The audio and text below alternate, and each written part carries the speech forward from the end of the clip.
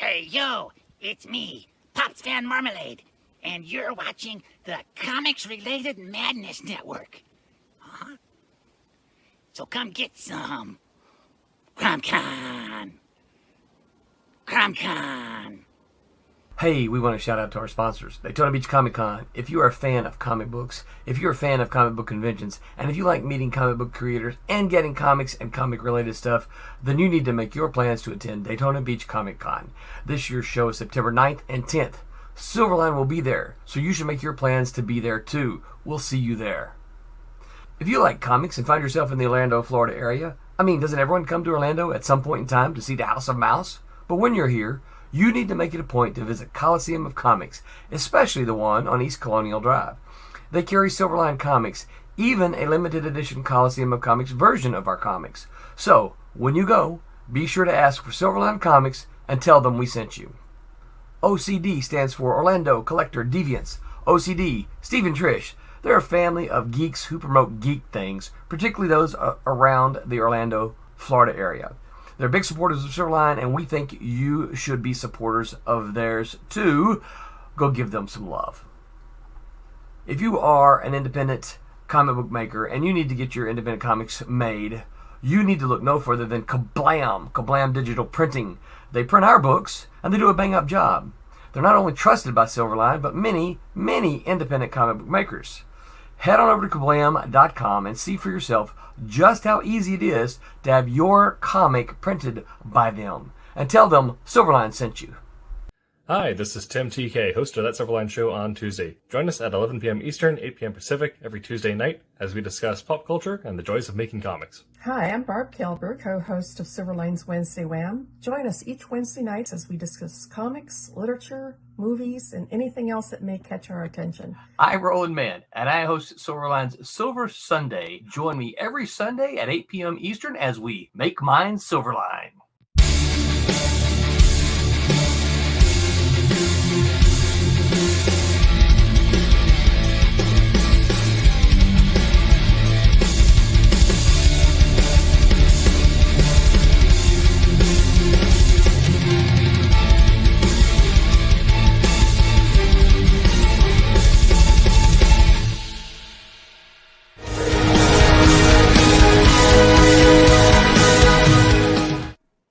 Hello, Internet. Welcome to That Silverline Show on Tuesday. I'm your host, Tim TK, joined as always by David Rios. Hello. Jose Fuentes. Morning. And Cassisi Harris. Hey, everybody.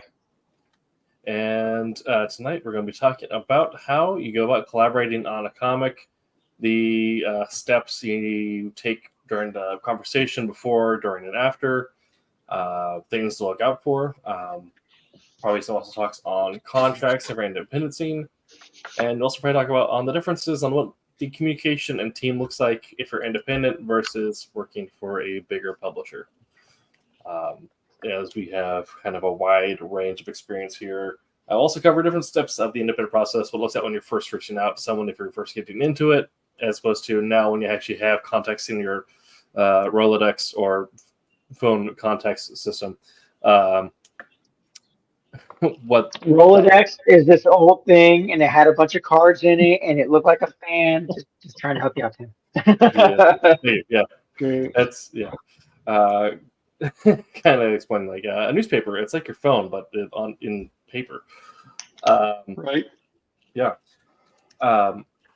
So that's will be our conversation for tonight. But first, let's break the ice and learn what everyone has been reading, watching, or playing this week. So I'll start with David. What have you been reading, watching, and or playing? Just some of the, just reading some of the Powers of X, Fall of X, Nice stuff. So that's just been what I've been reading. Haven't been playing anything, just work and that. So that's it. That's right. Okay, Cassisi. So the Savage Avengers, Nice. and the Cosmic Ghost Rider, the one with Frank Castle, where he tries to where he kidnaps baby Thanos. Mhm. So just rereading those. Yeah. Cool. That is definitely a weird storyline. Yeah. Yeah. Cool. All right. Jose. So I started watching um, Letterkenny again, which is a Nice. funny Oh, good. Canadian. So good. Yeah. That was funny enough. That was suggested to me by Peter Mhm. Clinton. Okay. I could see that. Yeah. Suggestion. And that, and I started just going over some of like uh, the other books, like trying to catch up on some Detective Comics that I collected, but because I missed a few here and there, I don't like to read it if I don't have the whole storyline, and I don't want to go out and buy the trades. I like my floppies, so I've been just trying to catch up on some Batman stuff, and because Batman's cool. Well, Clayface is cool. Mm. Red Hood is cool. Yeah. Batman's out. That's fair. All right. But yeah, that's it. That our link tree. So I was trying to figure out make sense of all this. Okay. Yeah. Now we're still joined by Pops in the chat. Hi, Pops. Yeah. I have just started watching the Fallout TV show. Nice. It's very good. We are going to have to discuss later. Yes. I finished episode 2, but I'm already feeling the hype because I've just also started a new playthrough of Fallout 4. Nice. So, yeah. I asked some friends which Fallout I should start playing. They told me I should start with New Vegas. New Vegas is really good. New Vegas probably has the best storyline, best storytelling of the series. Okay. I'd say Fallout 4 probably is like the best gameplay loop, the most in-depth gameplay loop. But New Vegas, if you enjoy the narrative and like kind of the Western aesthetic of everything, that is gonna get you hooked. That is right up my alley. Yeah. So that's kind of where I've been. Still catching up on Final Fantasy 14 and Walker, so I can be prepared for Dawn Trail. But yeah, enjoying that story as well. I started playing Baldur's Gate 3. Nice. Yeah. The control's a little weird, but it's very. I think once you get the hang of it, it's pretty friendly. Yeah. I won't comment on what I think of it yet because I literally just started.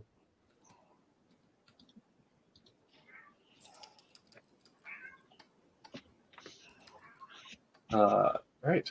We don't have any Kickstarters or housekeeping to talk about at the moment. Well, we do have the Trump's book is in the this month's previews, which It is a previews. is out this week. Yep. So if you have, if you're a shop owner and you have your diamond previews, or if you're our consumer who looks at diamond previews for whatever reason, Kalis, sorry, not Kalis, Trump. yeah, yes. Kalis. Then make sure to check out the Silverline publication this month, which is Kalis. And make sure you get your store stocked, or if you are a frequent of a store and you want to see us on your shelf, place an order with your friendly local comic store, and hopefully that means that they'll stock more of us as well. Right. Yeah, this is probably the best way to support us because it means that we end up getting funding and support from the traditional publication cycle, which as much as we want to be, directly from Kickstarter to your wallets, to your pockets, without any middleman, the traditional store model still exists and is the best way to get us in front of new eyes. So if you want our readership to grow and want more bucks from us, let your store know. Right, and that's good for your store. You're getting independent creators into the store. It's good for the store. Absolutely. And if you're weren't planning on making stop by your store soon, you should tomorrow because it is Free Comic Book Day. Saturday is, but yes. Saturday. Yeah. Saturday, which of course is May the 4th. Mhm. I don't know why they decide to have that I think on it just Star felt Wars that way Day. because isn't Free Comic Book Day is like the first Saturday in May. It's not a set day, right? Yeah. May the 4th is. I think it just kind of fell that way. Yeah. All right. Okay. Well, before we get into our topic tonight, we already have a question from Roy Boyle. Royal Airships. Collaboration can be a double-edged sword. Some people want to bring in all their friends to work on a project. How do you regulate who gets to work on it? And this comes down to your own professional boundaries and your sense of what you want to do. If you have a comic that you're not necessarily dead set on getting done, you just want to goof around with some friends, I'd say that's an okay time to work with friends. But for the most part, it is best to have some sort of professional boundary with it and establish some sort of deadline ahead of time. Usually, if you put out a call first and a friend answers, that's fine, but don't limit it to only working with friends. Make sure your friend knows that they're also competing against other professionals in the space. But yeah. Also, I'd like to add that there is an actual day, 24-hour comic book day. I don't remember what day. Yes. I think it's like June or July or something like that. I might be wrong, but if you want to test your friends, say, hey, this is 24-hour comic book day, the day where you use 24 hours to make a comic. Doesn't have to be obviously professional grade, but like see whether or not your friends are down. Like if that's something they're interested, if they really put the work in to get it done, maybe they're interested in doing one for real. And I think a lot of it depends on, is it that you are directing a project and your friends want to work on that project? That's a very different dynamic than equal partnership in a thing. Right. And so, when someone is working for you, you have to set very clear boundaries, right? And you have to set very clear time frames to do that thing. When it's just friends working together in a collaborative effort just to get the juices flowing, kind of like what everybody else has said, you can kind of dial it back because that really isn't something that you're doing. I mean, if your mindset is like this, that really isn't something that you're doing for profit or with a real agenda in the end. It's just a fun thing you're doing with friends. So, yeah, just assess the dynamic. You don't want to kill creative juices by not doing the fun thing, because sometimes good things come out of that frivolous fun thing. But if you are paying in this job, you need to just be very clear on expectations and intentions and time frames and everything. So I think it's interesting. Before I went to art school, my entire logic was the minute this stops becoming fun, I don't want to do it anymore, right? Then I got a real job, then I hated a real job, and then I actually liked my job, but I hated liking my job. And then I went to art school, and I was like, you know what? This is my life. This is my career. This is my job. You know what I mean? So it took getting past that dynamic of oh, it's just a hobby, it's just toy, it's just playing around. You know what I mean? Just like, hey, I might actually be able to do this on the regular. So I mean, for me, that's what it took to figure that out.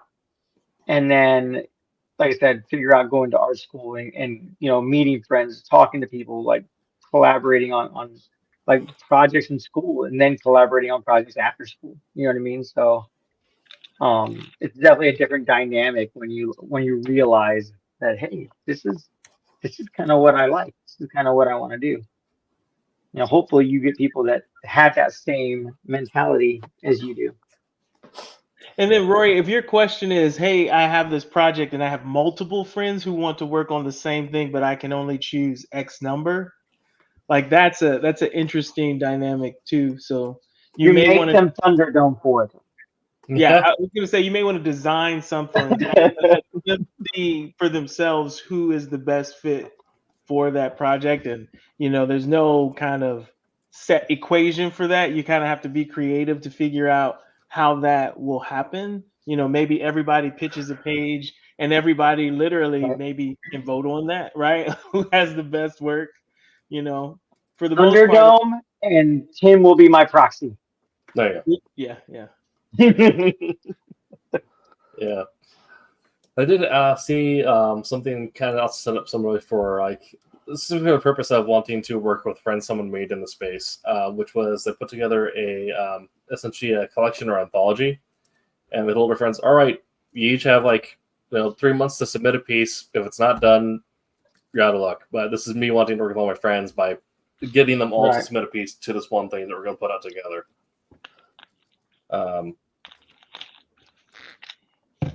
So some more things like that, but also another weird thing is getting comfy having your friends sign professional contracts, because you will, unfortunately we are in a creative space where money is involved, and also like there's deadlines and ownership over IP, so Yeah. getting people to sign stuff is important. So being comfortable with that conversation is a good skill to have. Yeah. Yeah, that's a tough conversation. Like, I'll be honest, that's a tough conversation. Like, if you, that's not something you guys really work out, and then to like talk, hey, this is business. We need to lay down business ground rules. It's important, but it's a tough conversation. Yeah. I think. Follow-up question: how do you feel about people who want to volunteer but want their input used for everything? That's not necessarily volunteering; they want to be a co-owner, and that's again another conversation that needs to be had. Like, I understand, like if you're volunteering to do a task on this, and that's great, but if you're throwing a fit because we're taking different directions, then you're not a Right. co-owner. So if it's going to be an issue, then unfortunately, we have to ask you to leave the project. That's learning how to fire friends is also a weird skill to develop, but in amorphous creative spaces, understanding what is a matter of creative differences and how to resolve that amicably is very important. Because ideally, you don't be able to let them go, but still wish them the best in their next project, because it was a matter of they want to do something else, and you want to do something else, and the ideas just weren't meshing.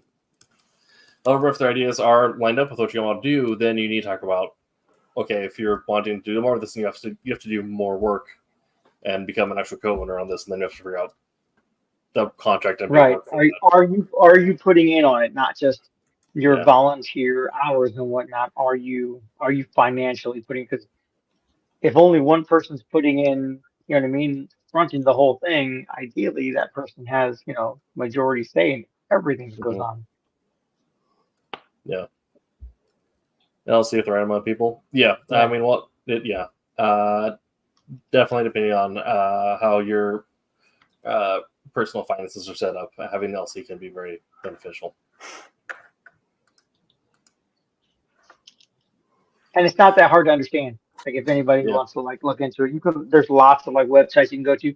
Ironic, or not, maybe not ironic, but funny enough, the first time I got to actually sit and talk to somebody about LLC stuff, it was with Brian Polito from Coffee Comics, now it was Chaos Comics at the time.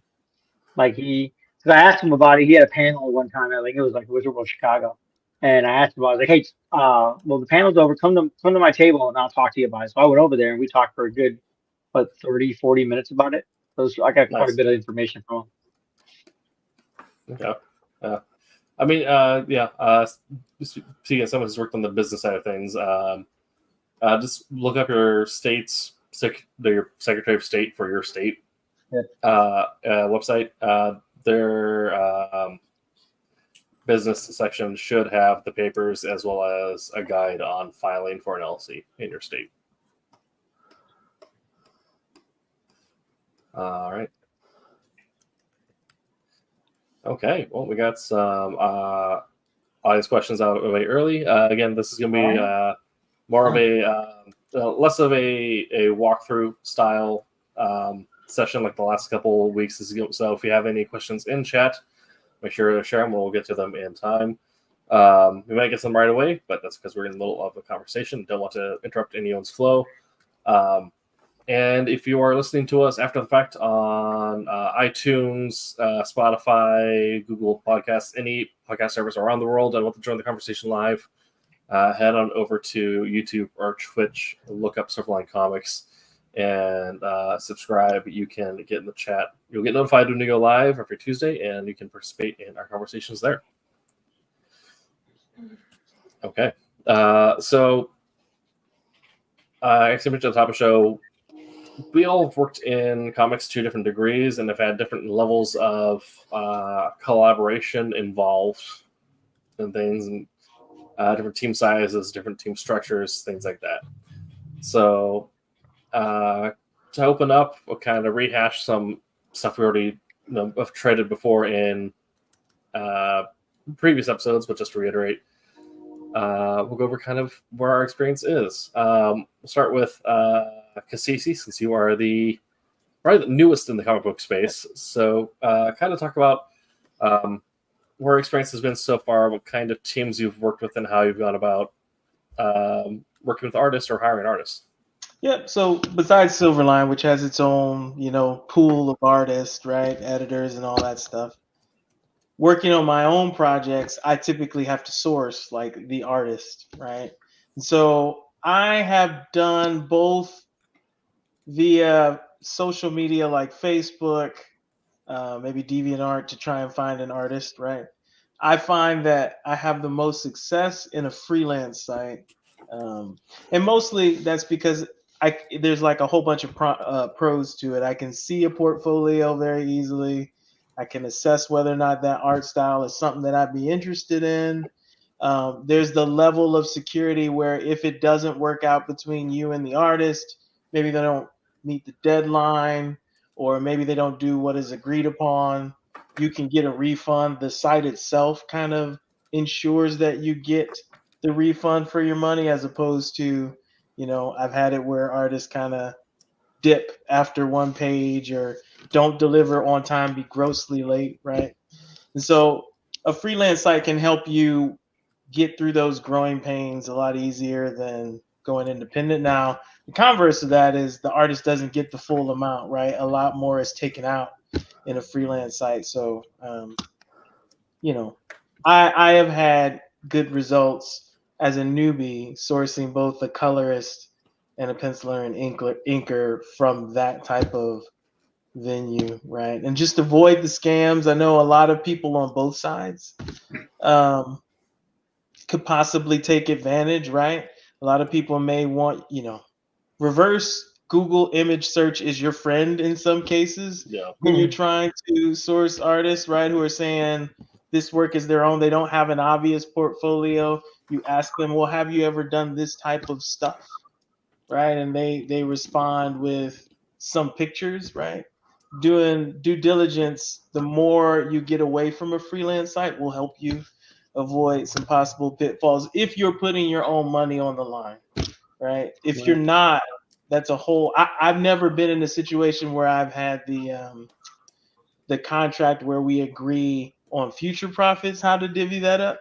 I've only ever paid artists right up front, so, or for the work that they're going to do by a page rate. So that's where I am, right, in comic development, and it's worked for several comics now. So the good thing is you get to work with artists routinely, so you develop that kind of teamwork there.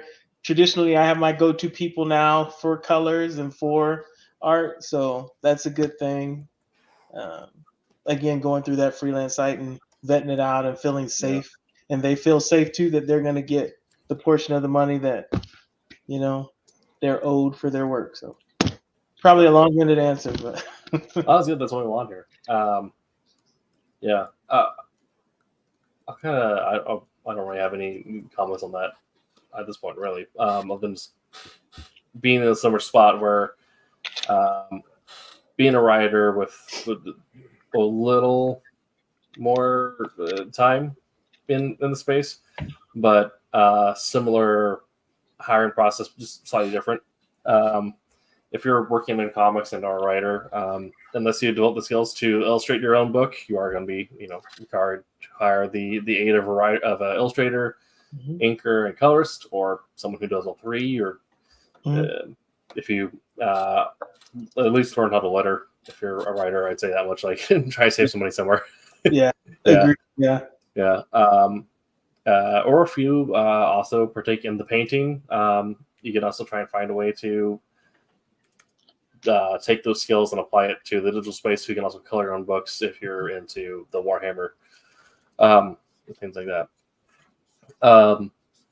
But similarly, I've had to go about looking at doing help from artists after I've completed the book essentially, and then get help from artists complete it. I've actually never had to pay for an artist page rate myself, because I went straight into paid work with Silverline, and Silverline helped with that. But when and before then, talking about collaborations, I've mentioned it before, I'll keep on talking about this until I die. r/comic book collaborations or comic book collabs, the subreddit. It's a really good place to find other people in your area that may not be looking for a page rate. They may be looking to get a split of the proceeds afterwards. And again, like CC already said, you want to do your homework, like reverse image search their portfolio, Right. get that contract out to them before you really do anything. Even if you don't necessarily want to hire an attorney to chase someone down, just having the contract written somewhere is usually enough to scare people into behaving. And put a clause in there saying, like, if you fail to turn in pages by this date, then you forfeit your rights to whatever, and it's going to go to someone else. Things like that. But that's kind of where those skills for talking to friends, don't those skills by being grumpy with strangers. Because it's going to be a lot easier to have a conversation with friends after you've already told some random person, like, hey, look, you didn't do your job, so I have to let you go. I'm going to go to someone else. Or, like, I understand what you're trying to do, and I appreciate your ideas. However, that's different. So if you want to push somewhere else, like, I think we should split ways. If not, kind of understand, like, the direction that I want to go with this. Things like that. And making it a learning point is good too, because sometimes when you're both new, they don't know, like, they don't know that you have the colorist lined up at this date. Yeah. So when you don't make your time, now this person is waiting, right, on you, and you can't tell me when you're going to finish. Mm-hmm. Like, that is detrimental to that is bad on all of us, right? All of our names are bad to that that colorist, and you don't want that. And so, just making it an education point for them, like, because of this behavior, maybe you're going to grow and do other jobs and you won't make that mistake again. And we can work together again once you get those reps under your belt. But for now, it's not good because this is how this team is choosing to proceed. Yeah. Right. And I think most people, they'll be pissed off, but they'll understand, dang it, I fumbled the ball. Yeah. Right? Like, so I think also kind of at that point, Brian, something we should mention that, but like kind of the golden rule in any creative space is reputation is everything. Like, we'll approach everything you are in the space with the idea of you want people to leave you're working on your book thinking you're a fun person to work with, like you're good to work with, because that's going to lead to more work down the line. As a writer, as an artist, anything like that. If the people you work with go like, dang, that person is great to work with, when they talk about working on a book with their friends who are also in that space, they're like, oh, I got really good, sense about this name. Like, I have a good personal recognition for this name, anything like that. So approach every conversation with the idea that you want to be someone that people have a good feeling working with. And sometimes it is, being a little stern on some things where, the colorist will be like, yeah, we had an illustrator who flaked, but the writer stepped in and got it back under control. So things like that. And then, like I said, I moved over to Silverline, and then that moved into more of the traditional editor model where I wrote the script, sent it off to an editor, and then they distributed it to the different parties along the line after dealing with direct collaboration.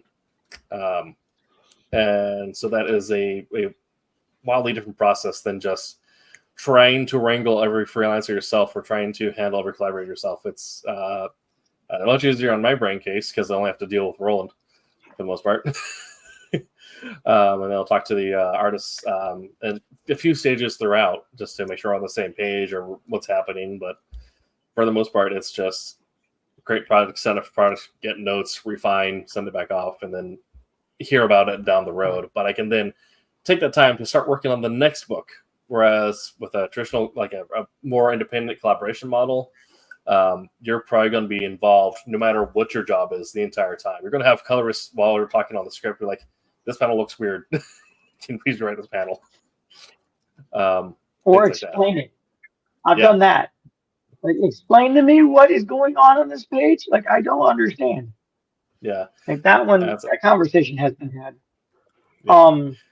And I don't know, I'd say on one end, we got pretty lucky, Tim, because El Jefe is pretty chill as Yeah. an editor. Definitely. Yeah. Like he gives you good notes, but it does not doesn't ride you. Like he'll be talking about like, hey, here's our deadline. Like you're coming up on it. Like where are we at? But he's not Right. he's not trying to micromanage. He lets your creative juices Right. flow, which I appreciate. Jose, you're kind of next in our totem of seniority here. So I'll let you kind of talk about your experience as an inker or illustrator in comics. I mean, I collaborated on a few books before I went to art school. They weren't my books, you know what I mean, but it was something I was asked to help with, and I have a particular inking style, and sometimes pencilers and inkers don't get along. Like that's, I know the dream is that you know everyone gets along and just like everyone jives just perfectly right out the gate. It doesn't always happen like that. So I've actually had a situation where like it didn't go well. It didn't go bad, but it did not go well. So I mean, but I didn't let that. That was one of the first experiences I had, and I didn't let it tarnish me. Just I know that there are creative people, and like now, like you know, I'm sure maybe things could happen, um, but I definitely learned that I have to be able to take what's suggested to me and not just make corrections as I see fit. Definitely ask questions. Like I know with Angelo, there's a couple spots in Cat and Mouse Vipers where I had to ask him like, what if I did this? Like, can I? Are you okay with that? Because I mean, it's going to tweak that part of your art a little bit. Are you cool with that? And so far, every time he's like, oh yeah, yeah, go ahead and do that. If it's something that you think needs to be corrected, like definitely just let me know. I'm like, cool. So I mean, I've really had kind of both sides of reactions from like you know collaborating with people, and I've done the hey, you know, you'll get tons of exposure. I'm like, yeah, exposure is amazing. I'm like, I'm not a roll of film. And then you know I've had people where you know me and you know someone else we collaborated with someone to like do stuff for us, and you know what I mean it worked out. Sometimes it didn't. You know, I had an artist lined up for a book I was creating, and he fell through just because, not because like he ghosted me, but like he had a lot of stuff and he was like piling too much on, and something had to give. So, but I mean, I think as a whole, my experience with collaborating is actually pretty positive. You know what I mean? Like I said, there's a couple spots here and there, but as a whole, it's been pretty positive. And, I think a lot of that stuff like communication. Like you have to communicate with your creative team. Yeah.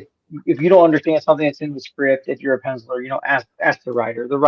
Writers, in my opinion, in my experience so far, have been super cool. You know what I mean? Like, oh yeah, like this is what I meant by this. And even like I said, penciler, you're like, hey, what is this about? Like, what's going on here?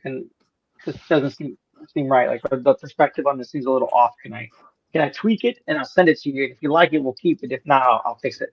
You know, back to how you had it. But I mean, I like the idea of collaborating. Just I guess that's what it boils down to. Like I've done it. I've had several experiences, and I still enjoy it. But I still do it. Okay. And I'll go up to now to David. Having worked at Malibu, Marvel, and being independent, and then also Silverline, you kind of had the widest berth of experience with different models of collaboration. I'm sure the way that things were collaborated on at Malibu is vastly different than it is as like an independent project versus how it is at Silverline, with different, we kind of talked this before about like how sometimes you're not necessarily on a book, you're doing 2 pages of a book before you do 2 pages of a new book or something like that. And then, probably moving to the independence page, you're probably like, all right, you got to try 2 pages. It's all you. Take your time with it or anything like that. Silverline, like, 22 pages. Take your time with it, but try not to take more than, several months. Yeah, it all depends on the team that you're with and how it's like you said with Silverline and Roland. He's been very good with casual and check-in and stuff like that. With the stuff I was doing with Malibu, it was the day job. There was no other job. So it's you come in, you do your work, even then we had a lot of freedom on it, because they had quite a few colorists. It was a matter of the book's going to get done no matter what.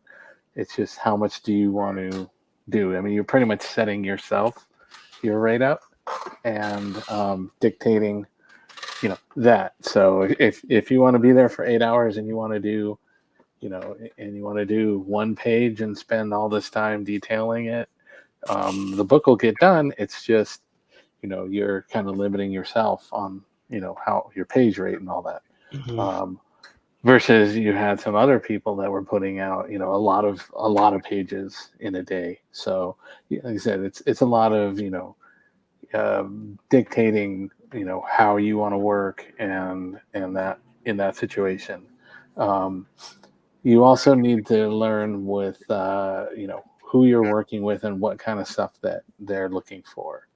Like some of the I didn't deal a lot directly when I was at Malibu with the editors themselves, but I was dealing with people that were having conversations with them, and I would get a lot of the secondhand. Okay, this person doesn't really care how much detail you put into your colors, but this person wants to make sure that this that the Hulk's skin is this green.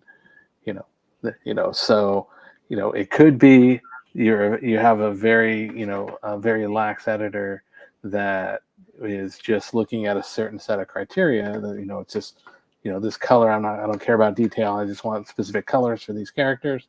Or you have other ones that are they really want to see a lot of the details and all that, and what can you push and how can you do it. So it's a lot of getting to know your editor and see what kind of stuff that they want.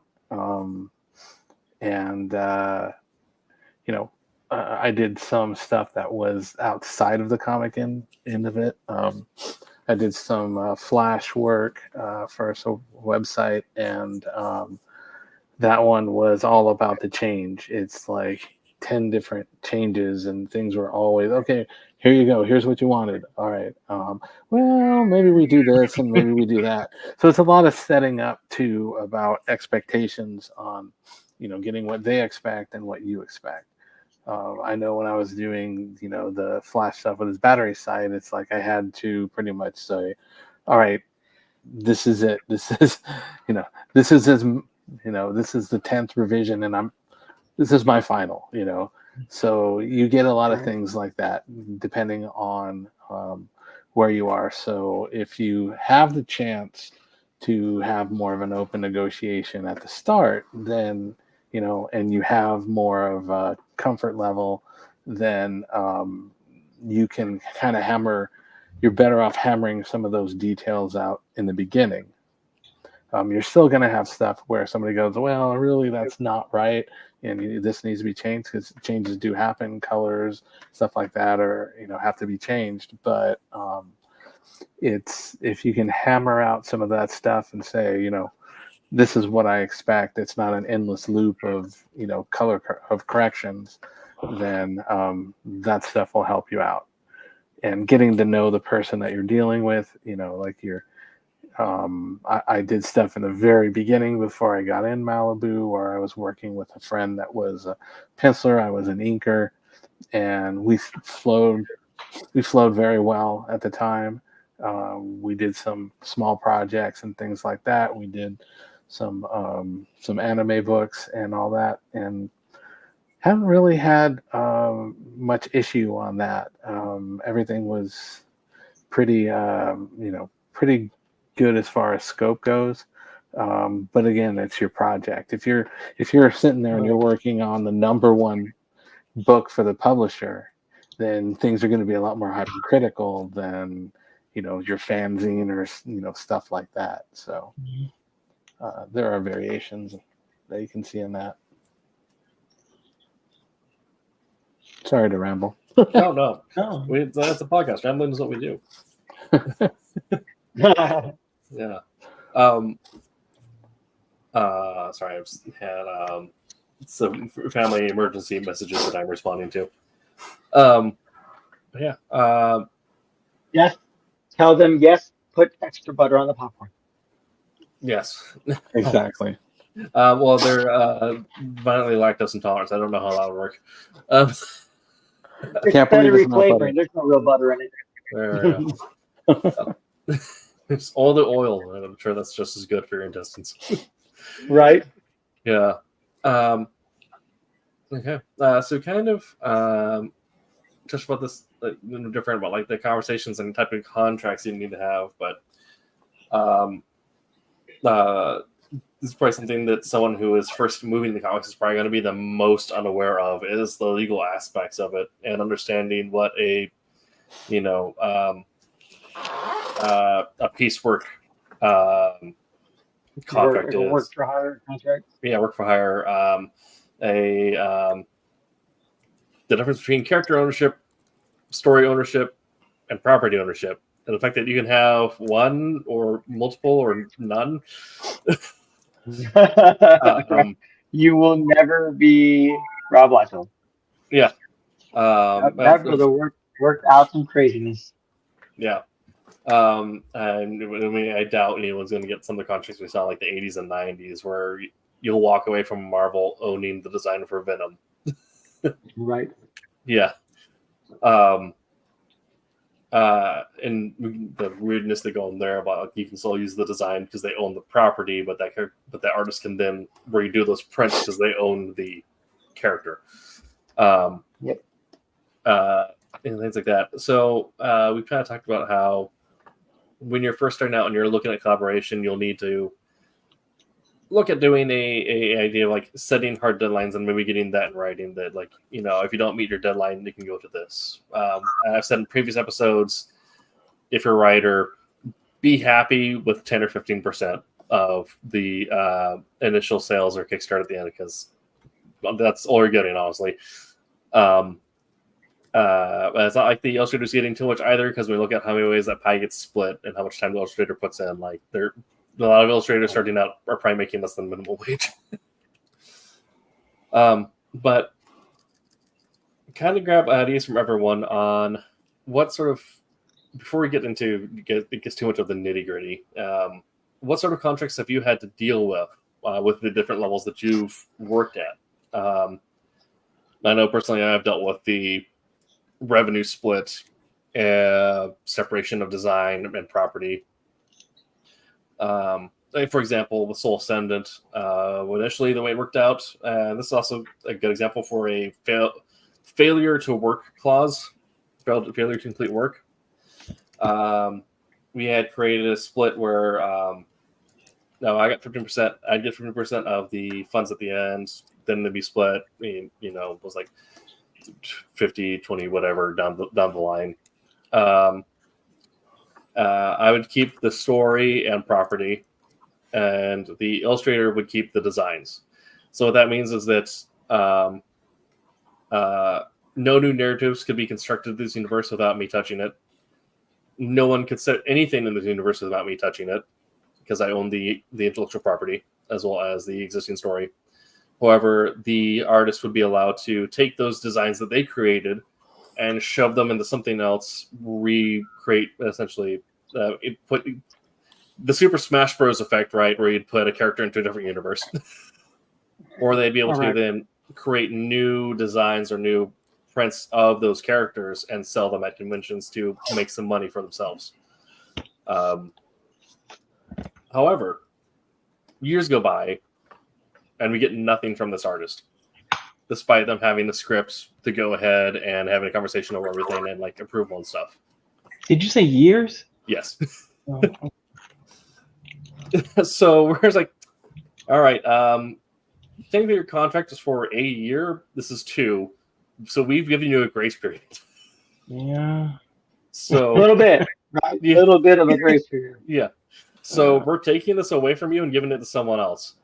And because that was in the contract saying, like, if your failure to deliver pages by this time, you forfeit your rights to this whatever.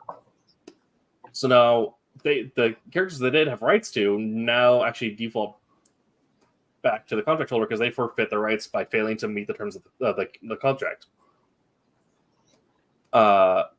So technically they could still use some illustrations they made because they haven't been printed, so there's no copyright on them as of yet. But they can't actually say, this is this character from Soul Ascendant. Right. And that'll goes to this new artist who did not want the character designs, as far as I know. At least I didn't ask for them. So now all 3 rights default back to me, and I now have created a new contract with the new artist to complete work.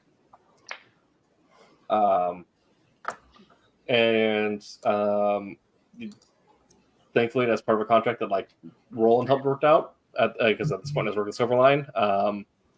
If I was doing this independently, I'd have to make sure that the contract that I had consulted with a lawyer or had like managed to draft and get vetted, which just pay a lawyer $15 or whatever they're.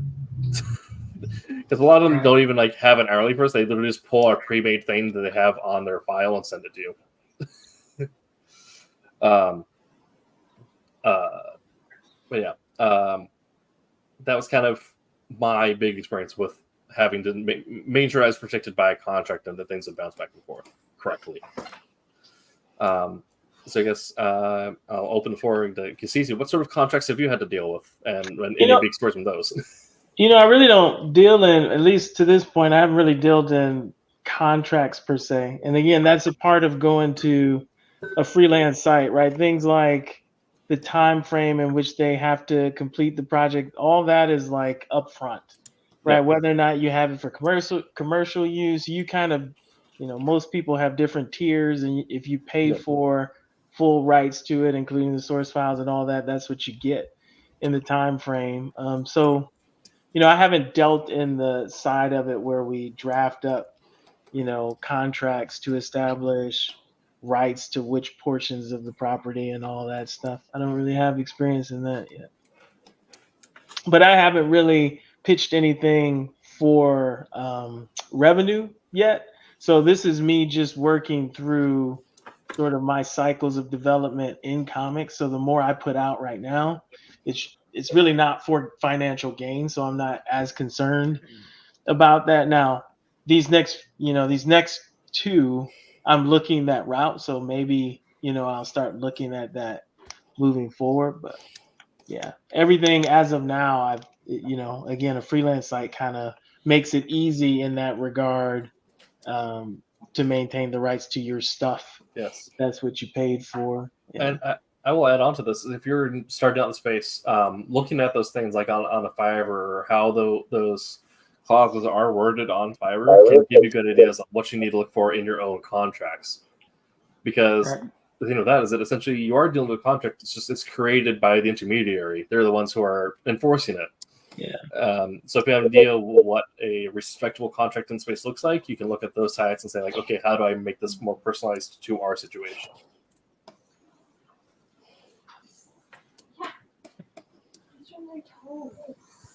Yeah. Jose, if you have any thoughts or contract experiences that you want to hit on.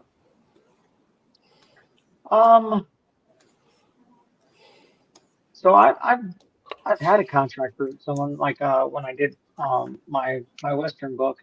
But I think there really wasn't a whole lot for me to do because let's be honest, the contract I found online is a general contract, and you go Hmm. through it to make sure like you fill in all the spots that are pertinent to you. Like this is my project, these are my characters. You know what I mean? Make sure you lock in everything, what's yours and what they can take and what they can't.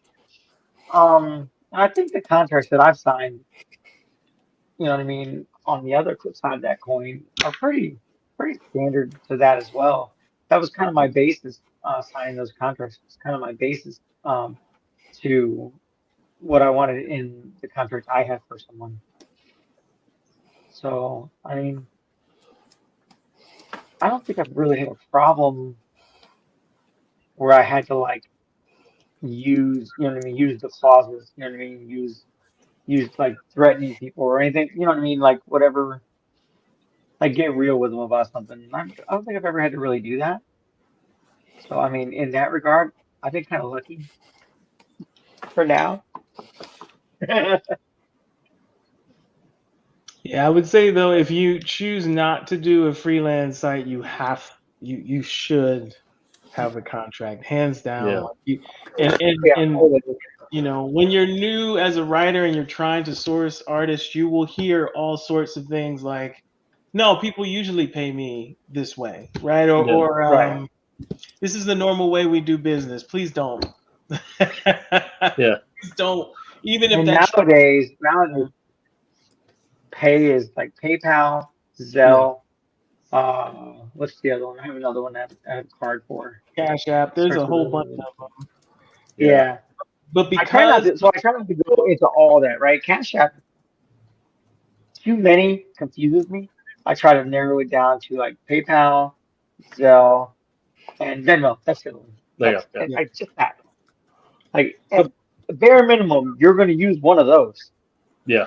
but because payment is so easy in that way, that's why you have to be Now, right. Your money will fly away so fast if you yep, are not diligent about protecting yourself in that regard. right. Yeah. Right. So again, that's why I'm very comfortable using a freelance site, and I will even accept a lower tier of artists perceived that way, because I have like the added protection of what comes Hmm. with that, and what they display and the reviews that are left on that particular artist, as Yeah. opposed to something brand new and so loose and you're so disconnected. And remember, you're probably, if you're in a new space, going to be working with people who aren't in the same country, like you know having those protections make it comfortable for not just you but them too. Right. Hmm.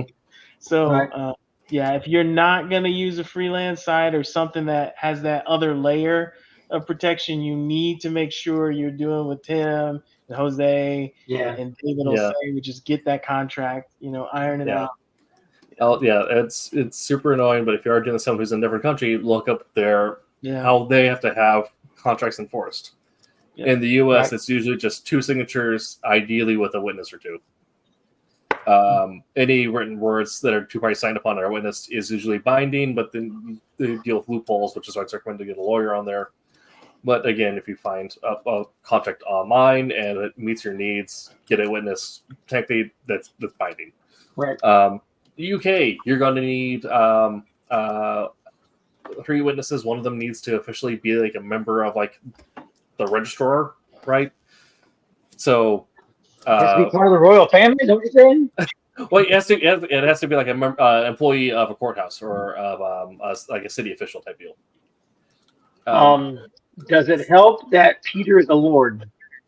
There you go. Actually, it might. UK law is very rough to me. I just know that like you want to deal with courthouses if you're doing stuff in the UK. I'm gonna have to ask Pete.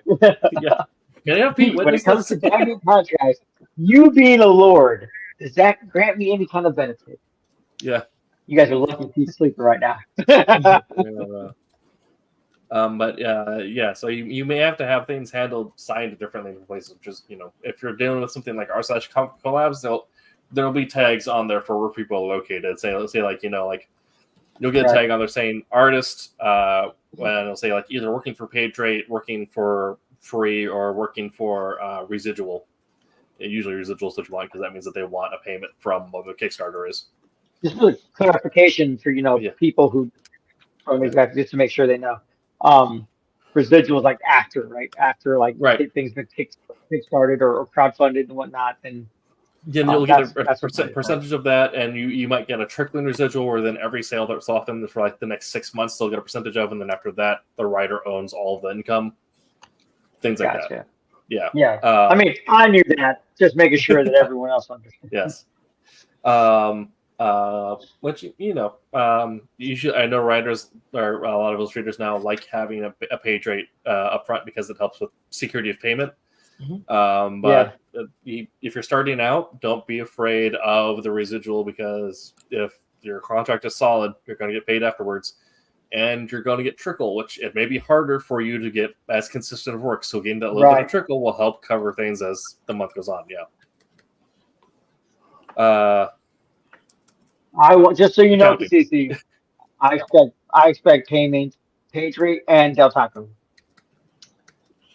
Well, yes, you'll have to tell me what the Del Taco rate is out there, because we only have one here. If it's still open, only one. It's still going up. I've been watching it. Hasn't finished yet. I'm excited. The other thing you didn't talk about, though, let's say that you have a team, right? It's your first book, right? And you have a team, seem like a solid team.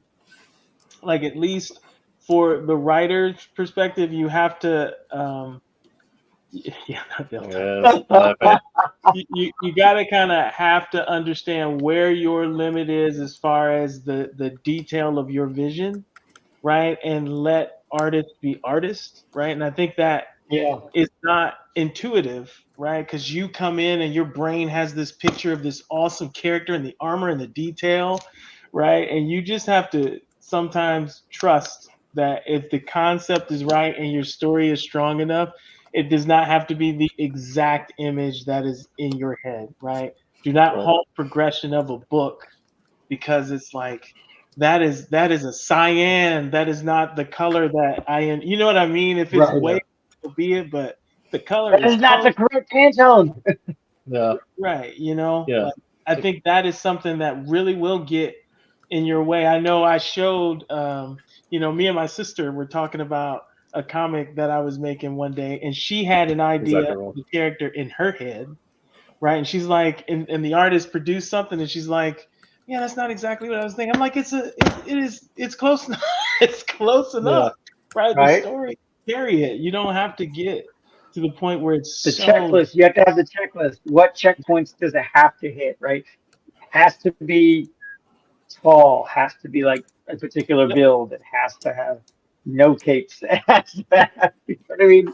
Like hit the key points. You can hit the key points, and I think you can at least be in like the better ballpark, in regards to like designing characters. Yeah. And trust we need a conversation of just designing characters. Artists know body movements. Artists know a whole bunch of things. So when you drafted out this scene and you said they were punching and doing all this stuff, if the artist tells you, unless you want me to draw another limb on this person, that is not a realistic movement. Let's try this, right? Yeah. You're getting used to that teamwork in making your book come to life. I think that is something that, you just got to be open to. I mean, unless it's a situation where it has to be specific. I know I have a friend who, he had the artist, and I'm pretty sure he sent him like pictures and whatnot. Like, listen, this character is a martial artist. They follow this particular style of martial arts. Don't just draw them throwing kicks and all kinds of stuff. This is the style of martial arts they use. These are the particular poses and stances I want them to use. You know what I mean? Yeah. That's a little different. You can still let them giddy up on it, but like you said, you need that critical to quality checklist, right? Yeah. Like, it is kung fu, not karate. So since you did karate, we have to go back because it's kung fu, right? Like, that's a different thing. But if this is royal blue, and that is like the shade that is right, and the hex code is like royal the number. Blue, ultramarine. Right. That's processed blue. Like, no, dude. Yeah, that's not. people for over. Yeah. our audio listeners, Roland Mann, our chief cat wrangler, showed up and said, first said not Del Taco, but then also chimed in and said that's why it's called a collaboration, which, yeah, exactly. Yep. I do have examples of both moments to hold back and moments to step in. Similarly to what you're talking about, with having to do with the same book, the Wolf Hunter Christmas special. For those of you who have read Wolf Hunter issue 1, you know that the character of James Woolard in that looks a bit more like Martin Freeman. He's kind of a thinner, leaner, but athletic British dude. In the Christmas special, illustrated by Quentin Quire, who's a much different illustrator than AJ. So it's a much different looking book. Right. He looks like he would put Jack Reacher through a table. The dude is built like a brick house on steroids. And that's kind of like a minor, all right, cool. The same character, just minor details. Like, I didn't specify his build, so it's kind of up in the air. And it makes sense for it, someone in military counterintelligence could have either build. They're just like guys build. Right. However, during the Christmas special, at some point, we're supposed to be seeing the character operating during the midnight mass before Christmas. And the colorist made it bright afternoon. I remember that. And I felt bad giving this note because I kind of had to be like, it's the midnight mass. It's 11:59 p.m. Right. Yeah, it's like there's no light. That's very cool. I used to be an altar boy when I was little. Yeah. And it felt, I didn't want to sound sassy giving that note because it was like, it's kind of right there. I'm sorry. Can you make that darker? But you end up getting those things where you have a mass drastic change, like from artist vision to artist vision, and that's fine. It still suits the story, but then you get like a thing where like, well, no, this makes no sense for the story. Can you please change this? Okay. Yeah, I remember doing that. I was coloring a book, and I was told like afterwards, it was like, "Oh, this is supposed to be at night." Like, oh, no problem. Let's go my plan. But I've had to do that. Yeah. It happens. I mean, like I said, communication. Yeah. Communication is everything. David, do you have any experiences with contracts of different qualities or intensities that you have, like stories or experiences of that you can speak on? No, not really. I mean, I didn't have specific contracts I was dealing with. I was typically just, paid rate, work for hire stuff. So okay. So even with Malibu, it was kind of whatever got thrown your way, that's what you're working on. Yeah, pretty much what was available. Okay. Actually, it didn't really have a lot of choices on whether you want, you got splash pages or, multi-panel pages. It's just whatever came up. You could always, if you request stuff, but typically with there, for example, there were a lot of like team captains, and you basically would always work with your team captain. So your team captain would generally know a little more of your strengths and weaknesses because you've dealt with them a lot. So they may turn around and, there may be something that has some kind of an energy effect. And, you may be somebody that's really good at, doing energy effects and light effects and stuff like that. So he may, knowing, or he or she may knowing, on what pages are there and, that you're almost done, may save a page for you and say, oh, this is kind of what they're looking for here. And this is something that you've done a little better on or whatever. So you may get something like that. But most of the time it was just random, whatever came up. It could be a cover. It could be a interior page, splash page, 6-9 panel. panel page, depending on whatever it was. But it'd be fun when you'd get like some of the either the splash or the double page spreads. Like I did this one X-Men book where it had the X-Men were playing basketball and or volleyball or something, and right over the top of the double page spread you had a picture of Cable's head, and then you had a big sentinel that was flying overhead, basically coming down. So you get something like that, and then you would go through and you like when I got that, I just kind of went to town on it and tried to put as much detail and things like that. So total random, what you get and what they're looking for. So So, question, Dave.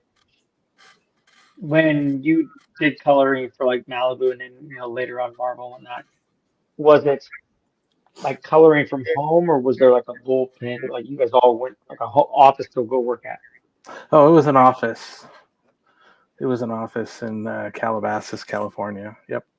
Okay. How did that work? Like how did it work with all of you guys working together? I mean, did you feel like in regards to like collaborating with each other in like doing the different pages, coloring the different pages, like the team did pages? Did it? I mean, did it seem less stressful having people there to be able to like bounce stuff off of and whatnot, as opposed to working from home? Well, you definitely had some people that you could talk to.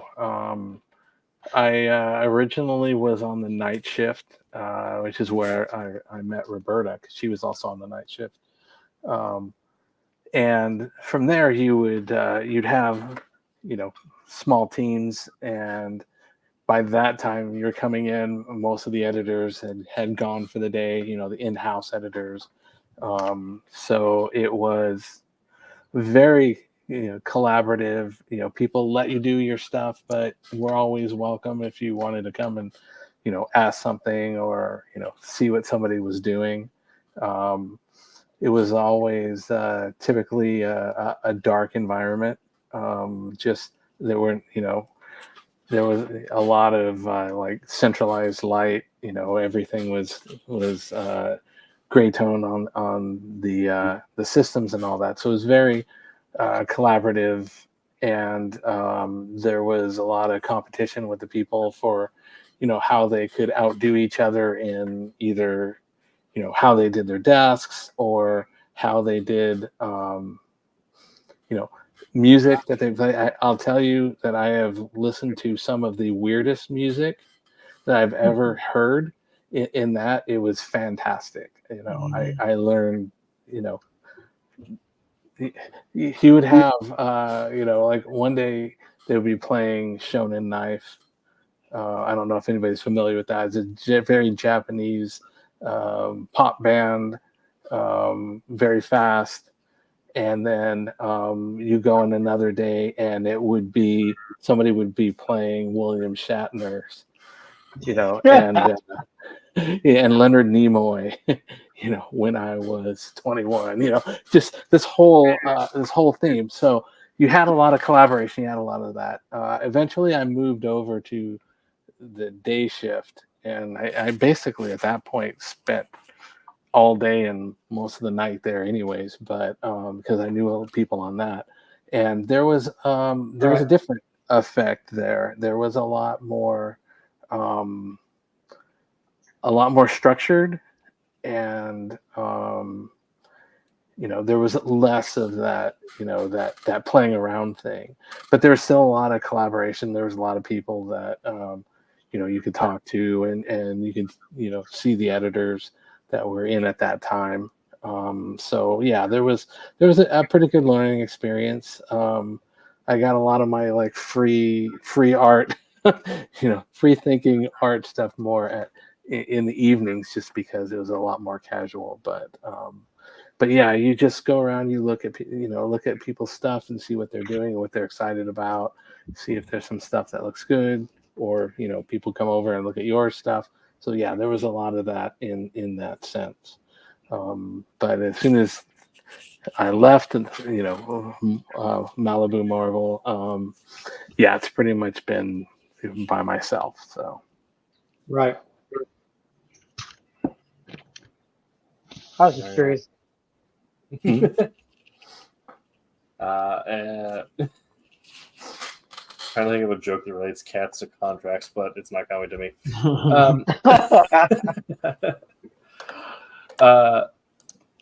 Yeah. Because his cat tells you we don't joke about such things.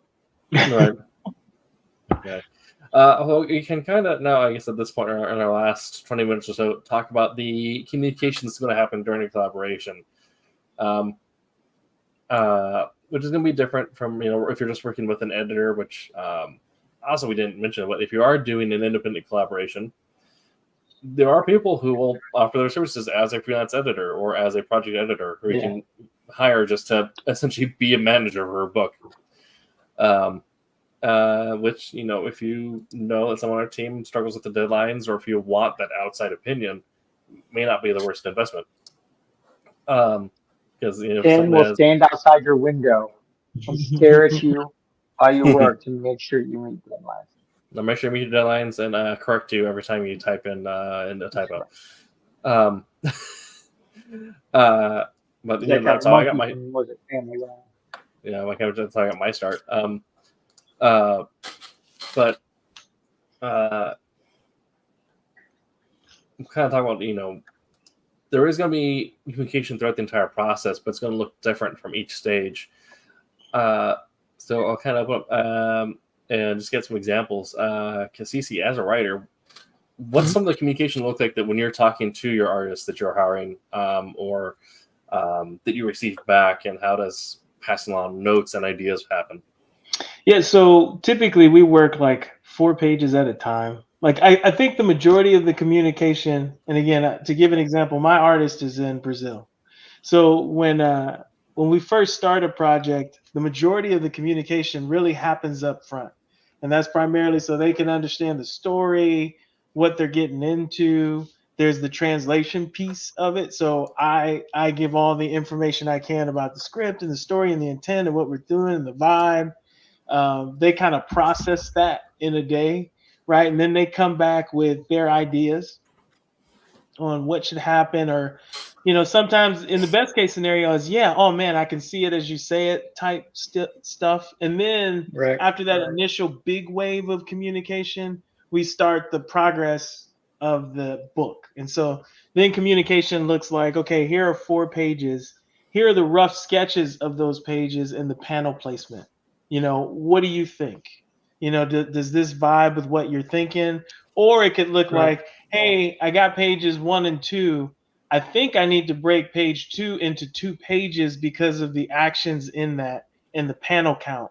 What do you think about that? Or, hey, here's the placement of the characters. I know you said that they were in this position, but it kind of works better with your dialogue if they're in this position, right? So we kind of work through that. And then after that wave of communication, here's like the closer to the final project, as far as the pencils are concerned. Here's close to the finished product. What do you think? And then there's oh yeah, I think that's good. And then we settle on those particular pages. And then you kind of rinse and repeat for the remainder of the pages of the book. And then there's a little less communication when it comes to the colorist. I kind of pick a style again up front. They kind of give you their portfolio and they're like, hey, here's the different coloring styles that I have. Do any of these interest you? You're kind of like, okay, well, I like what you did with these pages. You go, oh, okay.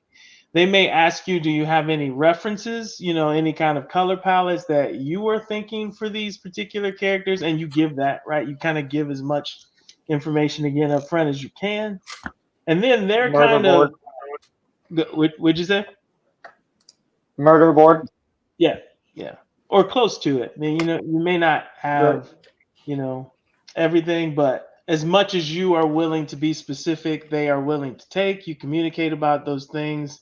Again, not as much communication as the initial art. They kind of do their work and they kind of do everything because I think it's maybe easier for them to correct something, so they kind of give you everything, and you kind of review it. Any kind of tweaks necessary. If there's not any tweaks necessary, you kind of take. And then I typically letter, so there's no communication in lettering because I'm just talking to myself the whole time. But that's kind of my flow as to what happens, right? When I make a book. And again, the majority of the communication happens on the front end when you first get to the initial art, like understanding, what that style is, what you want to do, what the pages really look like, because that's kind of like the foundation of the book. So the most communication kind of happens in that realm, and then from there it kind of tapers off. But Kind of similarly, my issues on the front end, talking with the artist on like the initial designs, the general vibe of the project, things like that. But then communication will then kind of bounce around and usually be handled by the editor that project that we're working on, where they'll be handing notes back and forth as things are working on, because once the script is done, unless something is like super pressing and things be changed, I'm kind of not really contacted, but it's usually they're saying like the editor will forward the script and like, no, this isn't right. But I try to be as inclusive in my scripts as possible also. So all my communication notes is handled in the script. In the panel description, I'll include like Pinterest links and things like that and references, and try to make sure that I'm not giving the artist a headache. Because I want the artist to leave the project thinking that like, oh, this is super easy. Just I got the thing, I was done. Just so that they know that I'm easy to work with. But occasionally I'll have to answer a question, like and if an artist has an idea on how to change things, like I'm usually always willing, because it's the artist has a better idea of how the panel flow is going to look like, or how it'll look if we change the way things are presented. Or if our artist is like, hey, I want to go insane with this, I'm going to do a 14 panel thing. We're going to do it as a fresco, so that's going to be panels and panels. Like, it's your hours. You do what you want. Right. Yeah. But things like that. But again, for the most part, it is mostly all that upfront communication, just establishing a theme, and then just minor things back and forth if things need to happen. But for a lot of books, I'm not really consulted past the training and the script to the editor. Jose, also from the our inker and color, it's also interesting to see what communication you like from the writer as well as to what your experience with communication has been, but also what you like.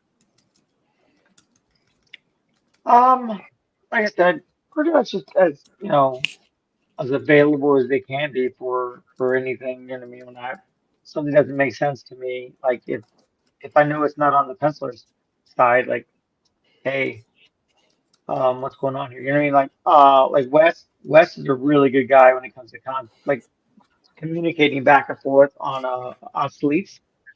Like there are times where like I'm just working and I'll get an email like, hey, is everything all right? Like, if you got any questions about anything, feel free to let me know. Like it's just constantly like not belligerently, but like very often we'll touch base just to get a heads up, or is he confirm if I have any questions at all. Like he's absolutely available to help me out.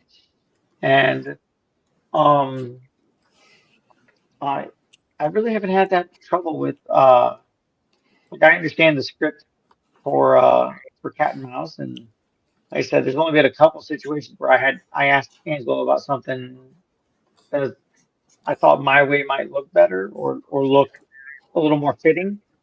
You know what I mean? Not necessarily better, but like definitely, like to me anyway, it looked more fitting. And I always run it past him. Like I try my best. If it's something I'm not exactly 98% sure, I'm gonna go back and say, hey, like, is this cool? Are you cool with this? Like if not, I'll go back. But, right? But I'll go back and and ask. You know what I mean? Like I like it communicating. Like I never thought that it would be as enjoyable. Like I never thought like that point, like, oh, hey, I'm going to have a conversation with my writer or the writer of the book I'm working on or the editor of the book I'm working on. And like even going to school, we talked about like, hey, you definitely need conversation, but like putting putting it to practical use as opposed to like just theoretical lessons. You know what I mean? It definitely like it unfolds a lot more, because a little more real when you're able to like communicate with the creative team one way or the other. That's my experience. And David, how about yourself? What's been your experience with communication? It sounds like in Mahabil there wasn't really much, but then now in projects now, what's it like having that communication back and forth? And what do you like seeing? What do you not like seeing? How's that work for you? No, I like the collaboration. I always try to, if there's something that's that I feel is I want to take a direction or something like that, I will always try and run it past the group of people that are creating it. Right. Like when I was doing the Caliph cover. I went Rob did one of the covers, so I wanted to make sure that I showed him what it was and got his feedback. Rob is great. He knows a lot of his stuff, and he's very casual and very kick back. So, he's kind of just go for it. Go.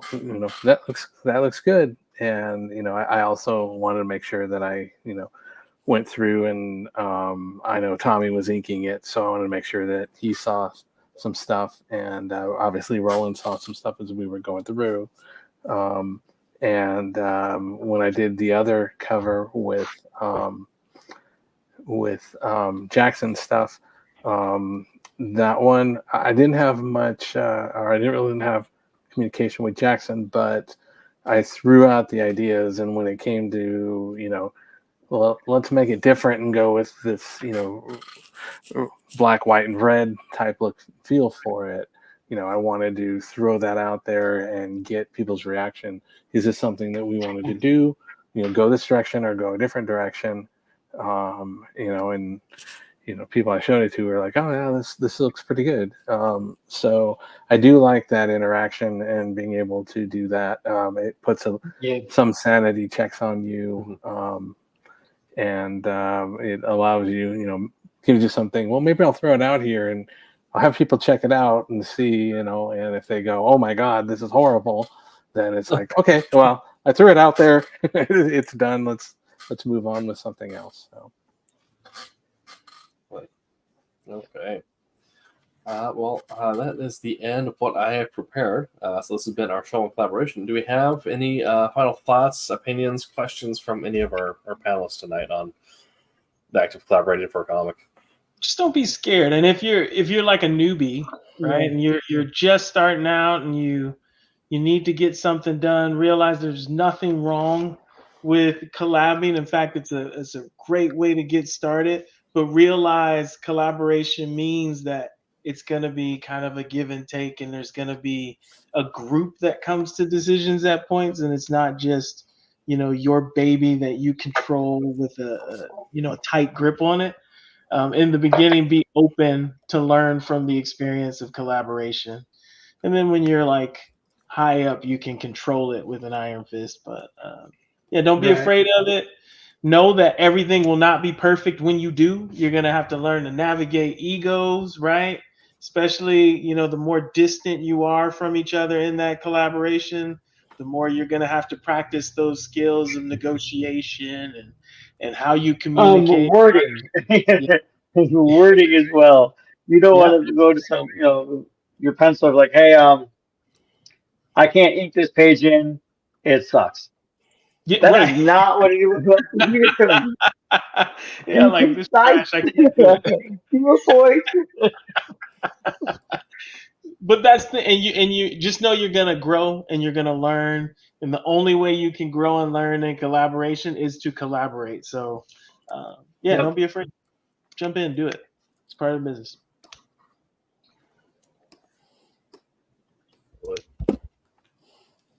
Okay. Well, think, that is everything. Oh, Jose, were you going to say something? Or Oh no, I think Kasisi like really just nailed that one pretty good. yeah, absolutely. Like I said, this has been That's Our Show on Tuesday. We are currently have Kalis in this Diamond previews. So if you are a shop owner or go to a shop, make sure you get your pre-orders placed. If you are listening to any of these podcast services after the fact and want to participate in the conversation like others have today, make sure to follow Silverline Comics on YouTube or Twitch and be part of the conversation every Tuesday at 8 p.m. We are going to pull up next week's schedule to see what we are talking about next week. That is going to be art theory versus art in practice. Oh my gosh. So talk about yeah, Big brain stuff. everybody stuff. Time to break out the MFA hat. But yeah, this is going to be talking about. Art theory is a catch-all umbrella term. So we're going to be talking about the stuff you learn in like the Hubert School and in Full Sail, like the rules you learn for illustration and for writing and for coloring and the theories behind that, the rules, the science, and then talking about how you end up finding neat ways to break that and actually get stuff done or make something a little more intriguing or pop off the page just a little bit more by shading it not quite the way you're supposed to, or doing, you're not doing the 3-color tone, you're doing like an extra 4th. It's a contrast color somewhere in there, things like that. So we'll be talking about that next week. Make sure to check out Wednesday Wham and Silver Sunday, 8 p.m. Eastern time on those respective days. Make sure to come back and chat with us next week. Until that time. Wow. That's where my bracelet went. Kasisi took it. Hi, I'm Chris Olm. I'm the former editor-in-chief of Malibu Comics. Make mine Silverline. Wait a minute. Don't touch that button. I've got big news for you. You guys remember the book, Silverline Team Up? Well, number 2 is happening. It's happening. And we are having a launch party on Sunday for the regular Sunday stream. So, mark it on your calendars right now. Sunday, 8 p.m. Eastern Standard Time. Silverline Team Up number 2 launch party. Be there.